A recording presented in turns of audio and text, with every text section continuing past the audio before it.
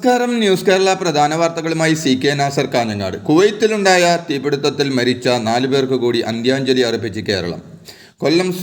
കൊല്ലം വിളച്ചിക്കാല സ്വദേശി ലൂക്കോസ്, കൊല്ലം പുനലൂർ സ്വദേശി സാജൻ ജോർജ്, കണ്ണൂർ കുറുവ സ്വദേശി അനീഷ് കുമാർ, പത്തനംതിട്ട പന്തളം മുണിയോർക്കോളം സ്വദേശി ആകാശ് ശശിധരൻ എന്നിവരുടെ സംസ്കാര ചടങ്ങുകളാണ് ഇന്നലെ നടന്നത്.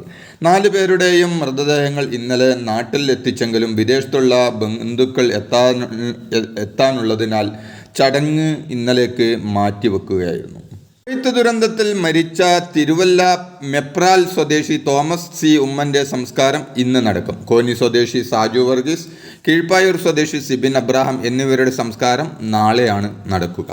നിർഭാഗ്യകരമായ സംഭവമാണ് കുവൈത്തിൽ ഉണ്ടായ അപകടമെന്ന് തീപിടുത്തമുണ്ടായ കെട്ടിടത്തിന്റെ ഉടമയും NBTC മാനേജിംഗ് ഡയറക്ടറുമായ KG അബ്രാഹാം പറഞ്ഞു. കൊച്ചിയിൽ നടത്തിയ വാർത്താ സമ്മേളനത്തിൽ സംസാരിക്കുകയായിരുന്നു അദ്ദേഹം. തങ്ങളുടെ ഭാഗത്ത് തെറ്റില്ല, എന്നാൽ ഉത്തരവാദിത്തത്തിൽ നിന്ന് തങ്ങൾ ഒഴിയില്ലെന്നും അദ്ദേഹം പറഞ്ഞു. തീപിടുത്തത്തിൽ മരിച്ചവരുടെ കുടുംബത്തെ സംരക്ഷിക്കുമെന്നും മരിച്ചവർക്ക് 8 ലക്ഷം രൂപയും 4 വർഷത്തെ ശമ്പളത്തിന് തുല്യമായ തുകയും നൽകുമെന്നും KG അബ്രാഹാം ഉറപ്പു നൽകി. ചികിത്സയിൽ കഴിയുന്ന 40 പേരുടെ ആരോഗ്യനില തൃപ്തികരമാണെന്നും മരണപ്പെട്ടവരുടെ കുടുംബാംഗങ്ങളെ നേരിട്ട് പോയി കാണുമെന്നും അവർക്ക് എല്ലാ പിന്തുണയും കമ്പനി നൽകുമെന്നും അദ്ദേഹം പറഞ്ഞു. അപകട സമയത്ത് വേണ്ട പോലെ ഇടപെട്ട് കാര്യങ്ങൾ ഏകോപിപ്പിച്ച കുവൈത്ത്, ഇന്ത്യ സർക്കാരുകൾക്കും ഇന്ത്യൻ എംബസിക്കും അദ്ദേഹം നന്ദി പറഞ്ഞു. കുവൈത്ത് ദുരന്തവുമായി ബന്ധപ്പെട്ട് മുഖ്യമന്ത്രി പിണറായി വിജയൻ രാഷ്ട്രീയ ലാഭം ഉണ്ടാക്കാൻ വേണ്ടി തുടരെ പ്രസ്താവനകൾ നടത്തുന്നുവെന്ന് BJP നേതാവ് വി മുരളീധരൻ പറഞ്ഞു.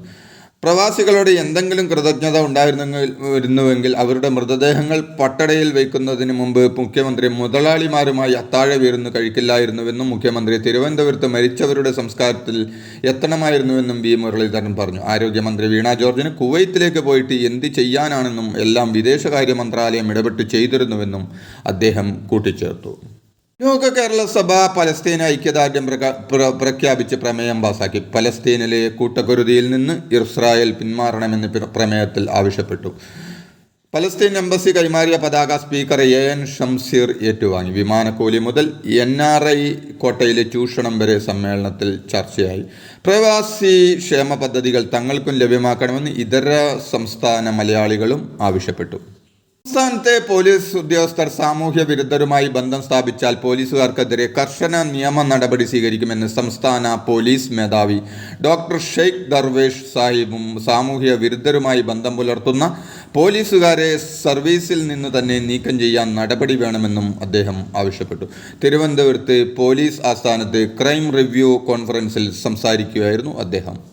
നർത്തകനും കലാഭവൻ മണിയുടെ സഹോദരനുമായ RLV രാമകൃഷ്ണനെ ജാതീയമായി അധിക്ഷേപിച്ച കേസിൽ കലാമണ്ഡലം സത്യഭാമയ്ക്ക് നെടുമങ്ങാടി SC/ST കോടതി ജാമ്യം അനുവദിച്ചു. പോലീസ് ആവശ്യപ്പെടുമ്പോഴെല്ലാം ഹാജരാകണമെന്നും സമാന രീതിയിലുള്ള കുറ്റകൃത്യങ്ങൾ ചെയ്യരുതെന്നും കോടതി നിർദ്ദേശിച്ചു.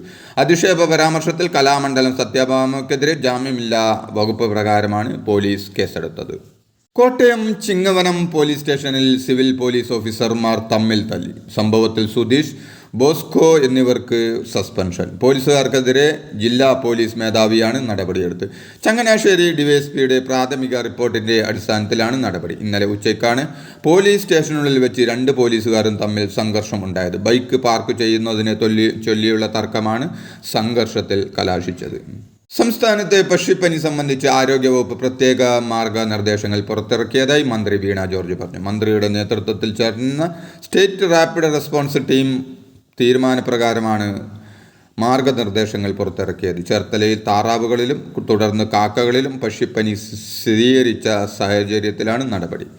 ശക്തമായ ശരീരവേദന, പനി, ചുമ, ശ്വാസമുട്ട് എന്നീ രോഗലക്ഷണങ്ങളോടെ എത്തുന്നവരെ പ്രത്യേകം നിരീക്ഷിക്കും. പക്ഷിപ്പനി റിപ്പോർട്ട് ചെയ്ത ആലപ്പുഴ, പത്തനംതിട്ട, കോട്ടയം ജില്ലകളിലെ പരിശീലനം സിദ്ധിച്ച വൺ ഹെൽത്ത് കമ്മ്യൂണിറ്റി വോളണ്ടിയർമാരുടെ നേതൃത്വത്തിൽ സാമൂഹിക അവബോധം സൃഷ്ടിക്കുകയും പ്രതിരോധ നടപടികൾ സ്വീകരിക്കുകയും ചെയ്യുമെന്നും മന്ത്രി വ്യക്തമാക്കി. 2023 കേന്ദ്ര സാഹിത്യ അക്കാദമിയുടെ ഭാഷാ സമ്മാൻ പുരസ്കാരത്തിന് സംസ്കൃത പണ്ഡിതൻ ഡോക്ടർ KG പൗലോസ് അർഹനായി. ഇംഗ്ലീഷ് ഭാഷയിൽ 20ഉം മലയാളത്തിൽ 50ലേറെയും പുസ്തകങ്ങൾ എഴുതിയിട്ടുണ്ട്.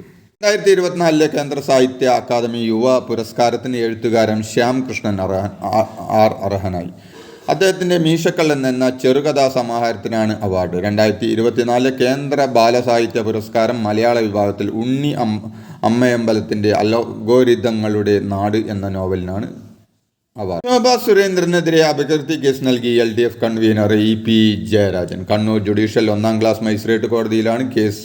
BJPയിലേക്ക് പോകാൻ ജയരാജൻ ദല്ലാൽ നന്ദകുമാർ മുഖേന ചർച്ച നടത്തിയെന്ന ശോഭാ സുരേന്ദ്രൻ്റെ ആരോപണത്തിനെതിരെയാണ് നടപടി.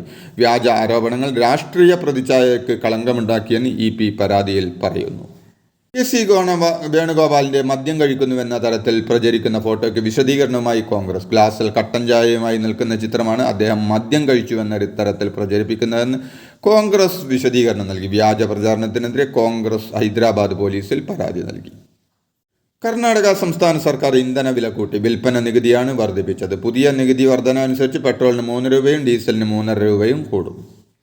ഛത്തീസ്ഗഡിലെ നാരായണൻപൂരിൽ അബുജാമാഡ് വനമേഖലയിൽ മാവോയിസ്റ്റുകളും സുരക്ഷാസേനയും തമ്മിലുണ്ടായ ഏറ്റുമുട്ടലിനെ തുടർന്ന് 8 മാവോയിസ്റ്റുകളെ സുരക്ഷാസേന വധിച്ചു. ഏറ്റുമുട്ടലിൽ ഒരു ജവാൻ വീരമൃത്യു വരിക്കുകയും 2 ജവാന്മാർക്ക് പരിക്കേൽക്കുകയും ചെയ്തിട്ടുണ്ട്. പ്രദേശത്ത് ഇപ്പോഴും വെടിവെപ്പ് തുടരുകയാണെന്നാണ് റിപ്പോർട്ട്. ഉത്തരാഖണ്ഡിലെ ഋഷികേശ് ബദരിനാഥ് ദേശീയപാതയിൽ ടെമ്പോ ട്രാവലർ അളകാനന്ദ പുഴയിലേക്ക് മറിഞ്ഞുണ്ടായ അപകടത്തിൽ 14 പേർ മരിച്ചു, 12 പേർക്ക് പരിക്കേറ്റു.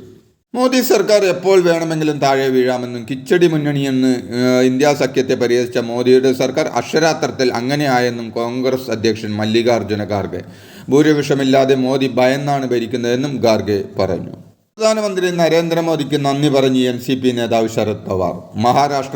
മഹാരാഷ്ട്രയിൽ തെരഞ്ഞെടുപ്പ് റാലികളും റോഡ് ഷോയും നടത്തിയെടുത്തെല്ലാം മഹാവികാസ് അഘാഡി സഖ്യത്തിന് വിജയിക്കാനായതിനാലാണ് മോദിക്ക് ശരത് പവാർ നന്ദി പറഞ്ഞത്. മഹാവികാസ് അഘാഡി നേതാക്കളായ ശരത് പവാർ, ഉദ്ധവ് താക്കറെ, പൃഥ്വിരാജ് ചവാൻ എന്നിവരുടെ സംയുക്ത വാർത്താ സമ്മേളനത്തിൽ സംസാരിക്കുകയായിരുന്നു അദ്ദേഹം. ഇതോടെ ഇന്നത്തെ പ്രധാന വാർത്തകൾ സമാപിച്ചു. നന്ദി, നമസ്കാരം.